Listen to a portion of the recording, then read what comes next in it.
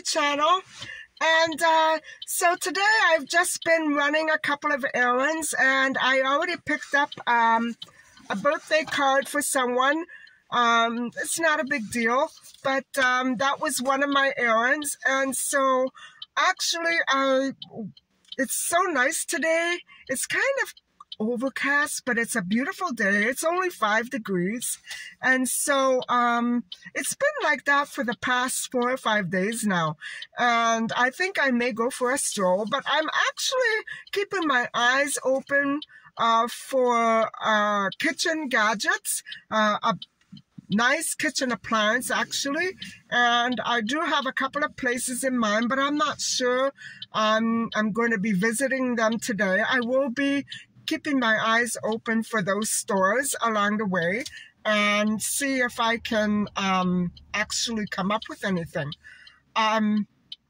So it's just going to be one of those days where I take everything as it comes. And so that's it for now. And also, I wanted to let you know that tonight I'm going to be going over a few more how do I say this? A few highlights of the Maddie McCann case, because so many of you are saying that you've never heard of the case. Okay, maybe you don't really find it interesting. I don't know if you will or you won't, but I think I'll go over a couple of the things that are very important about this case. And so I'm going to try to avoid the controversial points and just go over main facts. Because actually, after the disappearance of Maddie, nothing has been confirmed. Nothing. None of the sightings, nothing. So, we are still looking for traces of Maddie, no matter what shape or form she's in. And that is one case that surely is truly disturbing as well. So if there are any other cases out there that you think you might want me to review, let me know, because I'm always trying to link everything up to Julia now. And it's a shame that her case went that way with the McCanns, but I hope she doesn't give up hope. If she really thinks she's a missing child, I hope she stays on top of everything. And as for my cooking, no more pizza tonight. I'll probably be making a soup or pick something up on the way home, something light, because I ate the entire pizza last night and today. I just had the rest of it, and so it was delicious. Anyway, guys, I'm going to be catching up with you later on down the road, and I'll see you soon. Hi, guys. So I am out of a couple of things, and I need to step into the Dollarama and pick up a few things. I need some hand wipes. I need some foil. And my plastic bowl cracked, so I need one of those. I think that's about it. I'm going to have a quick look around just to see if I've skipped anything. I think maybe some hand soap. That's about it.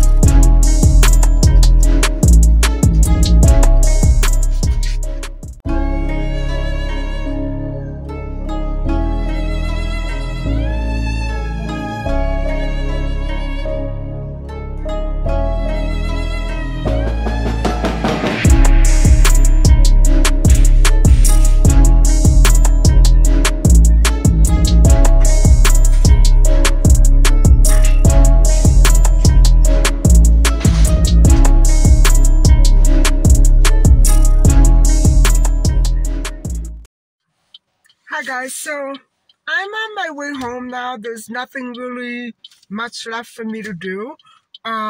It's not a very nice day, but it's not too cold, so I have to be grateful for that.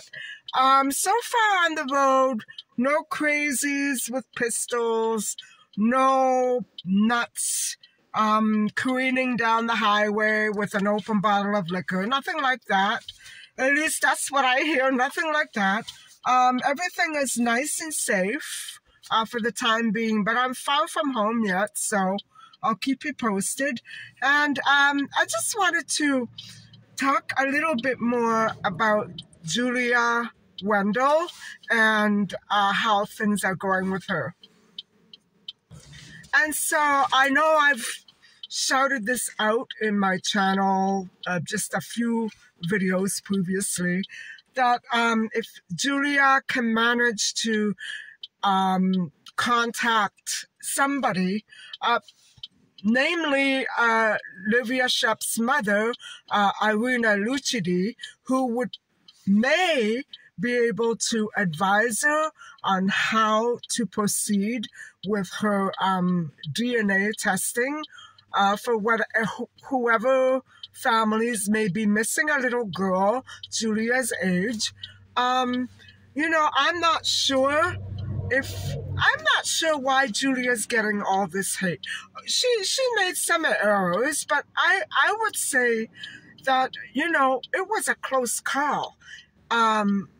So many things corresponded, but maybe not the age so much. I'm not sure how I would proceed in this case. It's apparent that Julia suffers some sort of amnesia, and whether or not it's due to an accident or to psychological trauma, or maybe a little bit of both, it's unclear.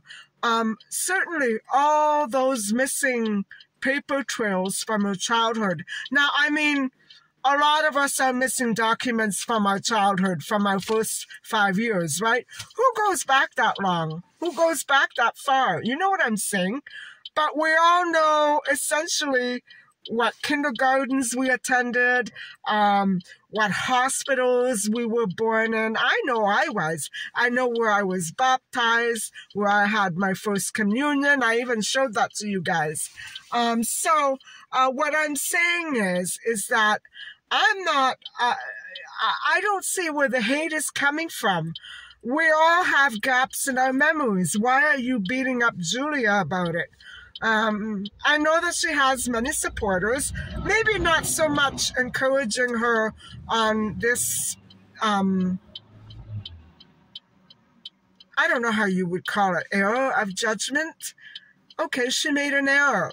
Without the DNA testing, we, of course, won't know for sure, but I think it's pretty clear that Julia's age is off. The coloring is a little off, but I don't know, guys. I'm not saying she's Maddie McCann by all means. I don't really think she looks a great deal like her. I'm not sure she looks anything like the age-progressed images. I don't think so. I do think she looked a little like Livia, yes, but Livia didn't have coloboma. So I don't understand where all the hate is coming from. Leave her alone, guys. I'm not saying my own subscribers are doing that. I'm saying other people are doing that. Leave her alone.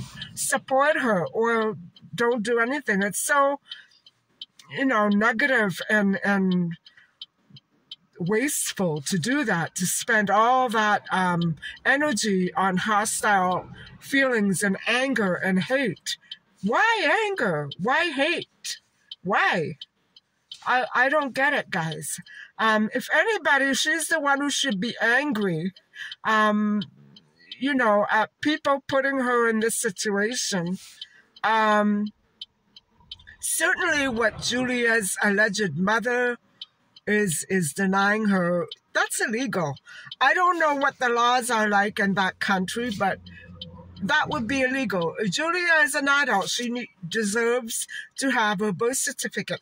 If the birth certificate was stolen or destroyed, that needs to be investigated. And again, even though the McCanns are not going to be tested for DNA against Julia's, I don't think that's where the police investigations should stop. I don't even think the police should have been involved in that, although they had to investigate the findings. I would say, you know, any person can go and have their DNA tested as so long as the other party is willing. But if the other party is not willing, there's nothing that anybody could do. I know it's frustrating, but I would say to Julia, please don't give up.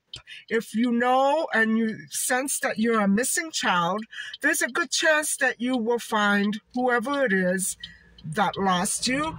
But if your family is gone, it could be that, you know, nobody has reported anything, nobody is looking. I don't know how to proceed in that situation. I really don't. But my point is that Julia does not deserve the hatred that she is experiencing. Other than that, I don't really know enough about the case itself because everything seems so mysterious about Julia's past. I would definitely say that she's a mystery girl now, because if she doesn't have a birth certificate, she'll never be able to do anything legal. I don't know how authorities will dance around this. They need to solve her problem. They need to solve her dilemma. You need a birth certificate to go and do things, to get married, to change your religion, to move to another. You need your birth certificate for a passport. Guys, use your heads. She needs our help. Not maybe improving that the McCanns are her real parents, maybe not that way anymore, but she needs help and she needs legal assistance. And I wish that Irina Lucidi, I wish I knew how to contact her. Maybe I can contact her. I feel silly because I don't know if I'm putting my foot in my mouth. Maybe I should pass contact information, or maybe I shouldn't. I don't know what to do. I'm sure that if necessary, Julia's lawyer will do that contacting, but hopefully something positive will transpire from all of this, even if it just means getting Julia some help to heal all the things that she remembers. For her to remember Maddie's captor, guys, something, I don't know. Can we call her a liar without knowing? Certainly the people who call her a liar have information that we don't. So maybe we need to be investigating the haters. I don't know what to say, guys. I don't know.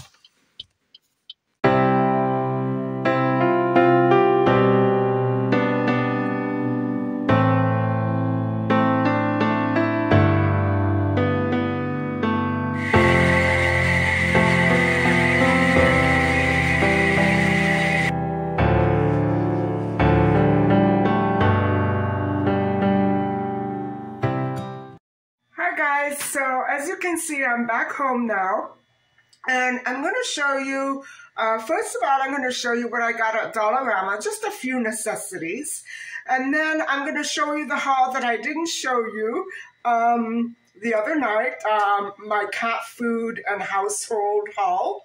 And so hold on, and I'll flip the view, let you have a look.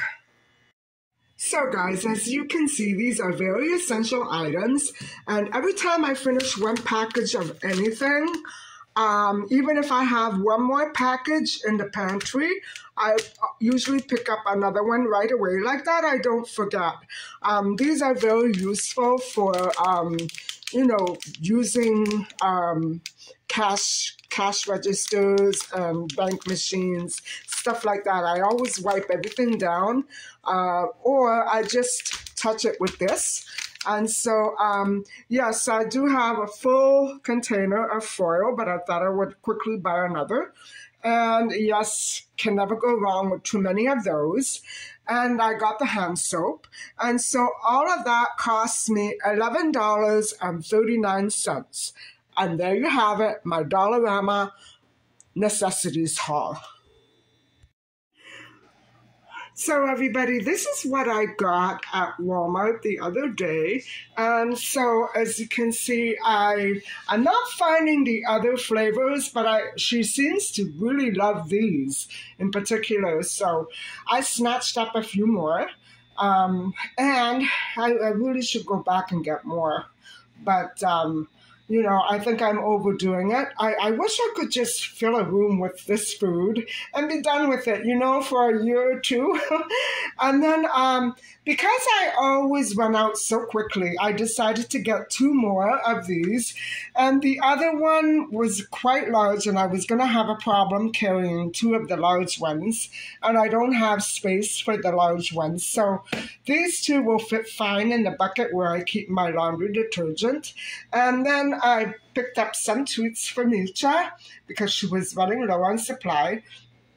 And I also picked up a pair of little tiny sunglasses, which Nietzsche seems to love, but I'm not serious about forcing her to wear these. It's just that sometimes, she sits in front of the window and then she gets that leaky discharge from her eye. I don't know what it is, guys. She seems to be all right this week, but last week she had something again coming out of her eyes. So I thought maybe when she's got that condition, I could pop these on. She seems to really love them.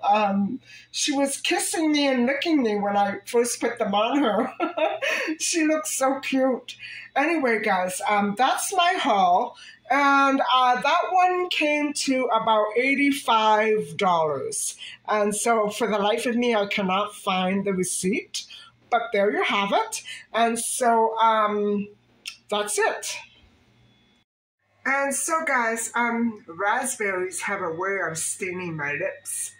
I'm going to put the groceries or the items away, and then I'm going to sit down and have a talk with you about the Maddie McCann case and just give you some ground reference, because there's a lot out there that's kind of old and deleted and so confusing. I know that several detectives have done excellent work on covering the Maddie McCann case because they also became involved when the McCanns began to have problems. And so there's a whole lot on YouTube, but I don't follow those channels anymore because the subscriptions were getting to be too much. And then, once it started focusing on other things besides Maddie, I stopped subscribing, so that's okay. They're still great channels, and hopefully I can find them for you again. If not, you can always surf the web and look on your own, but if I do find anything, I will link them up here. And so give me a little while, and I'll get back to you. A couple of more things that I want to mention is, number one, I'm not sure what I'm going to be doing for dinner. I may pop out again later and pick something up, like a nice noodle soup or something like that. Or I may just make something here at home. I have to decide, though, because if I want to make a clear soup, I need to take out a chicken leg. So I'm still thinking about that. Anyway, I also want to go over some issues in human trafficking because it relates directly to the Maddie McCann case. I want to keep everything nice and clean and clear, crystal clear. I don't want to start getting way off topic or go on a rant. It's a very emotional issue for me because, I came so close to being abducted a couple of times in my life, and had I not been aware and screamed and done things that probably seem crazy to you or other people. I'm not going to go over those stories. I got out of it safely. So anyway, one situation, I will say this much, occurred with people here in my building. And one more thing that I keep forgetting to mention, my hair, okay, it's still thin, very thin and flimsy, but I think it's shaping up. I think it's looking a little healthier. And I guess I owe that to pepperoni. That's, I did have some pork belly or pork loin last week, little tiny steaks, which I may show you later. And right away, I noticed a big improvement in just the way that it feels. It's not all raggedy and dry. It's a little better. But of course, I'm not going to eat animal protein all the time. It doesn't, I've been sleeping and sleeping since I had the animal protein. So guys, it doesn't really agree with me very much. So anyway, I thought I would mention that before I forget again. Hi guys, it's 11 p.m. and I just uploaded the episode on human trafficking about an hour ago. And, I went by the Chinese takeout place today. It was closed. So I think I'm going to make some soup. I just stepped out to the grocery store and I picked up a couple of chicken legs and some rice noodles. I'm not really fond of them, but I haven't been able to find my regular noodles. And so what I'm going to do is I'm going to boil some of these first, and then I'm going to make the pho. I'm going to make a chicken pho, and I have all the ingredients here. I might as well just make it. It's not going to take long. It's going to take about 40 minutes, something like that. But first, this.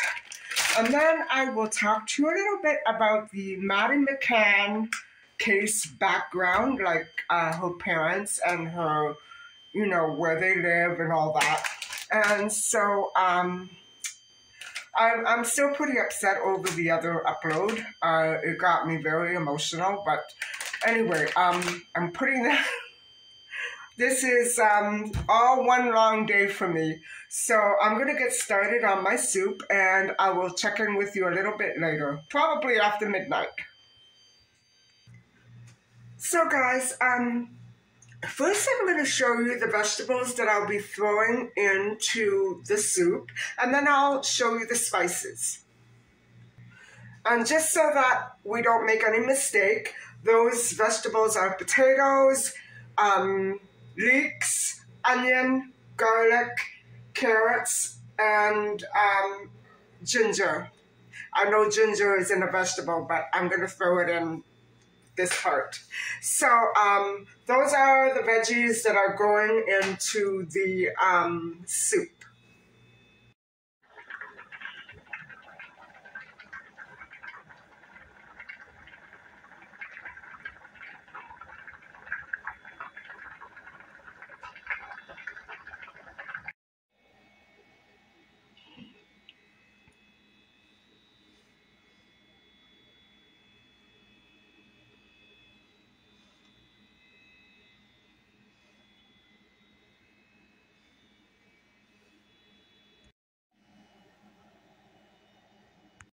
Hi guys, so there's one thing that I forgot to mention, that I added some cayenne pepper, which is, I like it with chicken and lemon. Now the lemon juice, I usually put lemon juice and cayenne pepper together. Sometimes I do, sometimes I don't, but always lemon juice. And normally, if I have a sore throat or a cold, I will add a little bit of honey, like maybe a teaspoon, and it really gives the soup a very a very good flavor, and it really defines the flavor of the soup. But I left that out tonight. So anyway, I wanted to let you know that my soup is done. But before I dig in, I am going to have a little talk with you about the McCann case. So hold on, and I'm going to turn off my soup. So guys, about the Maddie McCann case, the first thing that I want to say is that it was exceedingly challenging to put this set of facts together with me just persistent tugging at my sleeve, asking for tweets. She really got on my nerves and distracted me. But however, one thing I should remember is that this is not my story. It's Madeline's story. And so it could also be yours, your child's, your parents, or anyone's. It is the story of perhaps thousands and millions. So let's begin. So Jerry and Kate McCann met in medical school, Glasgow, 1993, and they got married. So Jerry was a sports medicine doctor, and Kate, I believe, a gynecologist. They moved to Leicester, England, and had Madeline in 2003 on May the 12th. 1 year or so later, the twins, Sean and Emily, came along. In April 2007, the family flew to a luxurious resort ocean club in Praiadaluz, Lagos, Portugal, for a vacation with several other couples and their children.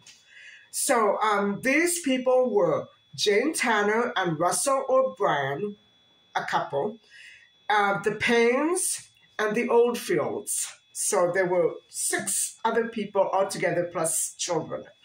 The McCanns were on the ground floor. They stayed on the ground floor in apartment 5A. 5A was a 2-bedroom apartment with 2 sliding door entries.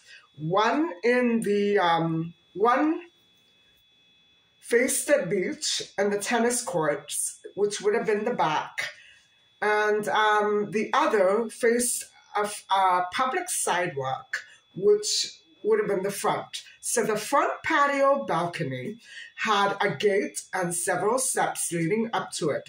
Therefore, depending on how the intruder gained entry, this apartment was accessible from both the front and the back sliding doors.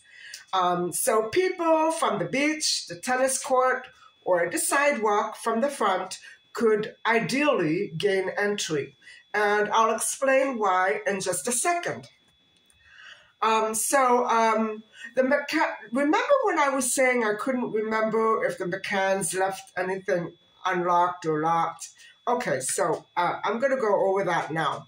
The McCanns kept the front sliding door locked at all times, which was next to the children's room, and that really makes very good sense. So essentially, they just used the back door for entry and exits. And so what else could they do? The windows, which were always closed, were very high. And I believe there was one in the master bedroom and one in the children's room. They had metal shutters on the outside, which were manipulated on the inside. And so I believe the one in the toddler's room had a direct view of the parking lot outside. And so it was like a direct line. The group was in the habit in the evenings of dining at the Tapas restaurant in the hotel complex. And that restaurant was situated about 180 meters from 5A. The issue is, and here it is, guys, the issue of the locks. The McCann's doors, I don't know if it's the entire complex or just the McCanns, they could only be locked from the inside. So if you had to go out, which of course you're not going to spend your entire vacation locked inside, you're going to have to leave the doors unlocked when you go out.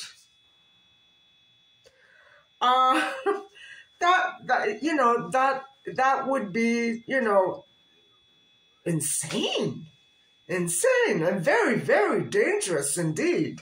And so, the first night or two, the McCanns dined elsewhere. They didn't go to the tapas restaurant. They took the children with them, and they went a few doors away. I believe they walked. They didn't have a car. However, and I know that their friends, most likely, most of them went with them. And so, however, the group soon took to reserving tables for the entire group because it was difficult with the children back and forth. And I'm wondering now if one of the older children had been left to babysit and nobody mentioned it, because I don't know. I'm just speculating. I've never heard it. But usually, sometimes that is the case when you have a group of children. The older ones look after the younger ones. I don't know, guys. I don't know. So anyway, they took to reserving tables. And as I explained before, they did that for the rest of the vacation. And on that particular night in question, on May the 3rd, someone came in and saw the note on the desk, which was very stupid. Very, very stupid. And I'm wondering if it was written in English or Portuguese. That would make a great big difference as to who might have understood the note. And so, guys, that's the scenario that we're facing leading up to the day. Okay, let's continue this discussion with May the 2nd, the day before Maddie went missing, and we will do that next time. And so, guys, I am really still emotional about the other episode that I just uploaded. Give me a second. And so, rather than getting so emotional during my last episode, I think I should have tried to remain calmer and, pointed out to people that Julia is indeed a trafficked person. No one in their normal and non-criminal minds would think to withhold somebody's legal documentation, no matter what you say against them. There's something wrong there. And most certainly, Julia is a classic example of a trafficked child. I still consider her a child because she's helpless. What can she do without her own voice, her own identity? And this is indeed the problem that comes along with human traffickers. They cast an identity to you, and you need to hang on to it, especially those that are kidnapped and abducted and taken miles and miles and miles away from their homeland. They have nobody, especially the children. They have nobody to rely on. They look to their captors for security and comfort because they're lost, they're helpless. And so when you hear of a case like Julia's, and then you resort to anger, what kind of a world are we living in? Don't you want people to have freedoms the way that everybody else should? Everybody should experience these freedoms the same way and not differently because of racial prejudices or discrimination or whatever have you. Everybody should be free to the same degree that they are, and not according to this, that, and this and that. Everybody should be free. Whatever restraints were put on Julia by not having her own birth certificate, It can't be right. It can't be real. I mean, what century is the mother trying to revive? I don't get it. And I don't understand the police. Why they haven't, I don't know, I can't knock anybody. But why, I guess I'm upset because the headlines are coming, you know. Why aren't they saying anything about the birth certificate? Are they just letting it go? I don't know. So I can't get mad yet. But I intend to try later on. No, it's definitely very, very wrong. So what I'm trying to say is these injustices should not be a penalty. Why do so many injustices exist? And the things that occur in normal, everyday society. For instance, the way that I was treated by, I won't say police, I will say the dispatchers.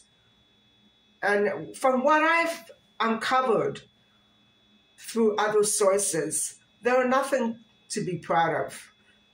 The things that they have done, some of them are very dedicated. You know, I'm not talking about the good ones. I'm talking about the criminals. Come on, guys, read the headlines. What did we see in the headlines in the United States last month? I'm not making things up. That goes on here. That goes on everywhere. It has to stop. And who are the victims of racial discrimination? Trafficked people. And I don't care. I told you before, it doesn't differentiate between one victim and another. That's an excuse that human traffickers make up in order for them to carry out these criminal acts. Discrimination, hatred. Where does hate fall into all of this? Tell me, guys, because I really want to know. I don't see why hate should fall into any of these situations at all. That's what's really getting me upset. When I see police's or investigators' reactions, or Twitter, or YouTube, or Instagram, it sickens me. Who cares what Instagram thinks of Julia? I don't. I think they're a bunch of idiots to have a profile deleted like that. Unless there was some content that I didn't see. I'm not on Instagram, so I can't judge. But can you imagine the hate? I'll never go to Instagram. Never. Not if there's that kind of racism going on. What I'm trying to say is people are reacting in the stupidest, wrong way. I can't get over it. And I'm very upset about it. So, anyway, enough of that tonight. I hope that you enjoyed watching me make my pho. Now I can go and eat. And I hope that you enjoyed listening to the context of the Maddie McCann case, the case of the missing 3-year-old child who was actually declared dead in June of 2020. Or was it 2021? I'll have to get back to you on that one. And so I'm going to say goodnight to you. Thank you so much for listening and watching. And please don't forget to like and subscribe. Bye for now.